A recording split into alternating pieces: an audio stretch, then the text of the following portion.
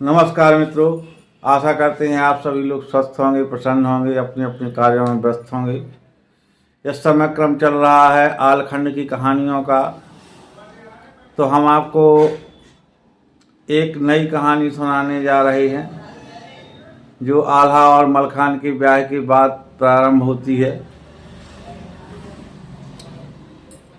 और में माहिल मामा ये सोचते हैं कि इस तरह तो आल्हा उदल की ख्याति चारों ओर फैलती चली जा रही है,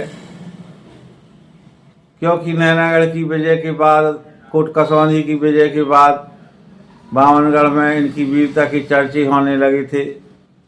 और ये बात माहिल को कैसे रास आ सकती थी कि हमारे शत्रुओं का नाम हो।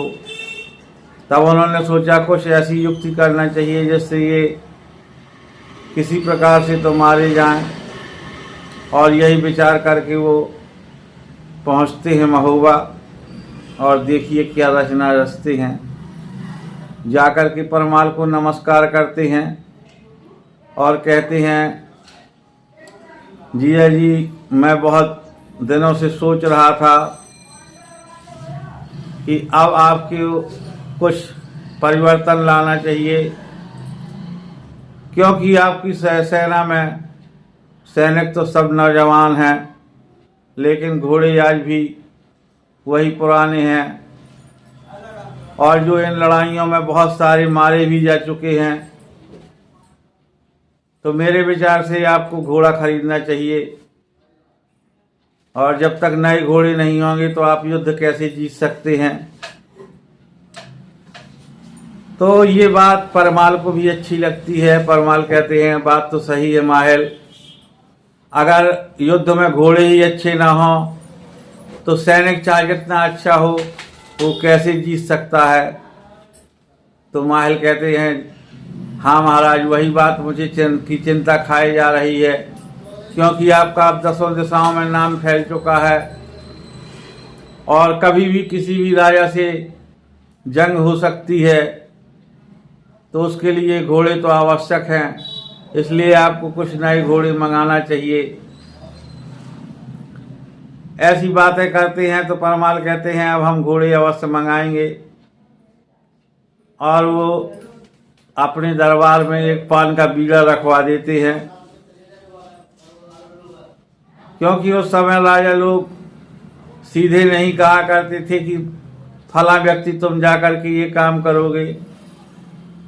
जो काम कठिन समझा जाता था उसके लिए एक बीड़ा रख दिया जाता, और जो अपनी स्वेच्छा से करना चाहे, जिसको लगे कि नहीं मैं भुजाओं में बल रखता हूँ, वो उस चैलेंज को स्वीकार कर लेता था। तो सनाका खिंच गया काबुल का नाम सुनते हुए। वहाँ सारे योद्धा बैठे हैं, किसी की हिम्मत नहीं पड़ती है कि हम काबुल पर पांच चबाएं। यानी काबुल से घोड़े लाना कोई साधारण बात नहीं थी। वहाँ रास्ते में एक से एक दिग्गज राजाओं का राज्य पड़ता था। वहाँ उनसे घोड़े भी छीने जा सकते थे, धन भी छीना जा सकता था। और फिर जो वहाँ के सौदागर थे, वो आगा लोग भी बहुत बदमाश थे। तो ये सारी चुनौतियाँ थीं। और जो लोग समझते थे या जिनने कुछ उम्र गुजार दी थी, उनको मालूम था कि काबुल जाना कोई साधारण बच्चों का खेल नहीं है। इसी बीच प्रवेश होता है राज दरबार में ऊदल का। ऊदल ने देखा दरबार में बीड़ा रखा है तो निश्चित ही कोई काम कठिन होगा। तो धन्य है ऊदल की वीरता। उसने ये नहीं पूछा कि ये किस काम का बीड़ा है और किसने रखवाया है। आते ही उसने सबसे पहले उस बीड़ा को उठाया और मुंह में रख लिया। फिर पूछा, ये बीड़ा किस बात का है। और जब बीड़ा चापते हुए परमाल ऊदल को देखते हैं तो सनाका खा जाते हैं, उनका दिल दहल जाता है कि ये क्या हो गया। क्योंकि वो ऊदल को अपने पुत्र से अधिक स्नेह करते हैं। उन्होंने कल्पना भी नहीं की थी कि ऊदल इस काबुल के लिए बीड़ा चाप लेंगे। उनको समझाते हैं तो उदल कहता है महाराज ये तो क्षत्रिय प्रतिज्ञा है, कैसे बदल सकती है, और काबुल जाना कोई इतनी बड़ी बात नहीं है, और कौन ऐसा वीर है जो उदल की तलवार छिना ले, यानी कि उदल को लूट सके। और जब वो तरह तरह की सांत्वना देते हैं तो हमेशा की तरह महाराज परमाल उसकी जिद के आगे नतमस्तक हो जाते हैं और कहते हैं ठीक है जाओ तुम। आला भी उसको मना करते हैं कि मत जाओ भैया, तो लेकिन उदल अपनी जिद का पक्का था, वो काबुल के प्रस्थान की तैयारी कर लेता है। तो परमाल कहते हैं कि बेटा वहाँ किसी से रास्ते में युद्ध न करने की अगर प्रतिज्ञा कर लो तब मैं तुमको जाने दूं, और साथ में अपने साथ ढेवा को लेते जाओ। तो उदल कहता है मैं प्रतिज्ञा करता हूँ महाराज कि मैं किसी से झगड़ा नहीं करूँगा। और इतनी बात सुन करके राजा परमाल ढेवा को उनके साथ लगा देते हैं और 15 खच्चर में भर कर की मोहरें अपने राज्य की सिक्का देते हैं, क्योंकि उस समय सारे राज्यों में अलग अलग मुद्राएं थी लेकिन सब स्वर्ण मुद्राएं हुआ करती थी। तो उदल लेकर के उन 15 खच्चर मोहरों को चल देते हैं और जगह जगह पर पड़ाव लगाते हुए जहाँ शाम हो जाती है वहीं पर पड़ाव डाल देते हैं। दूसरे दिन सुबह फिर निकल जाते हैं। इस तरह करते हुए वह नरवरगढ़ पहुँचते हैं और क्या शोभा वर्णन की जाए, इतना अद्भुत नगर था। इसका जो है महाभारत काल में भी उल्लेख मिलता है नरवरगढ़ का।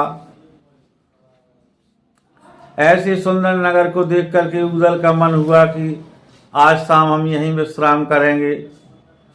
जबकि ढेवा ने ये भी कहा कि भैया रात्रि विश्राम हम इस नगर को छोड़ करके जंगल में करेंगे, क्योंकि नगर में चोरों का खतरा होता है, जंगल में कोई चोर का खतरा नहीं है।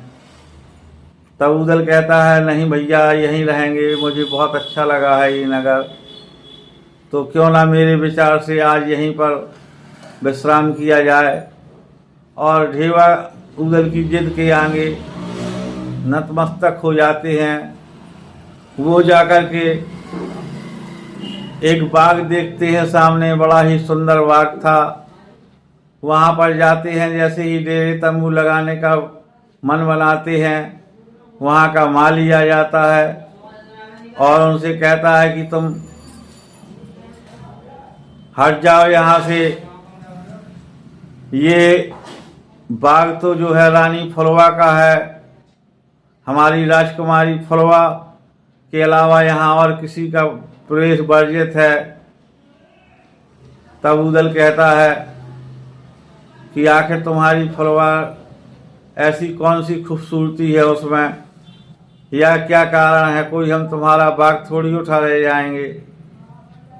और पास पहुंचता है माली के, उसे 5 असरफियाँ देता है। और पूरी जिंदगी में उस समय में आदमी एक असरफी नहीं पैदा कर पाता था, उसको 5 मिलती हैं। देखकर माली बहुत प्रसन्न हो जाता है और वहाँ से चला जाता है। कहता है ठीक है आप विश्राम कर लीजिए, लेकिन किसी की नज़र में ना आने पाए कोशिश करना। और जैसे ही अपनी झोपड़ी में जाता है तो अपनी मालिन से सारा वृत्तांत कह सुनाता है। मालिन कहती है तुमने 5 असरफियाँ लेकर के गलत किया है, उनसे तो बहुत सारा धन मिलेगा, मुझे बताओ वो किस साइड में है। माली उसको पक्का पता बताता है और मालिन वहाँ पहुँच जाती है। कहती है मुसाफिर तुम किधर के हो और यहाँ पर कैसे तुमने निवास बना लिया, जानती नहीं हो ये राजकुमारी फुलवा का बगीचा है। तब उदल कहता है कि आप कौन हैं। बोली मैं इस बाग की रक्षक हूँ, मैंने ही ये बाग लगाया है।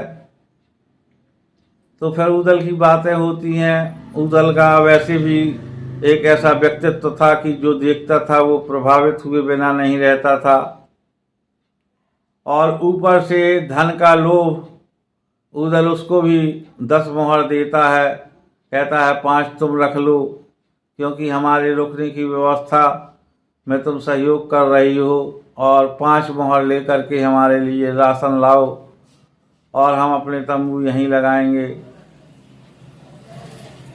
तो मालिन खुश हो जाती है, क्योंकि उसको पता था कि ज़्यादा से ज़्यादा एक असरफी में तो सबका खाना पीना हो जाएगा और बच जाएगा, लेकिन ये तो मुझको 10 दे रहा है।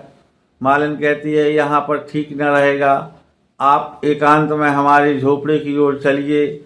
और वहाँ जैसे ही जाती है तो वो बढ़िया सुंदर पलंग बिछाती है उदल के लिए। वहाँ वो विश्राम करने लगता है और वो राशन लेकर के आती है। फिर उनका वार्तालाप शुरू हो जाता है कि आप कहाँ के हो, क्या है।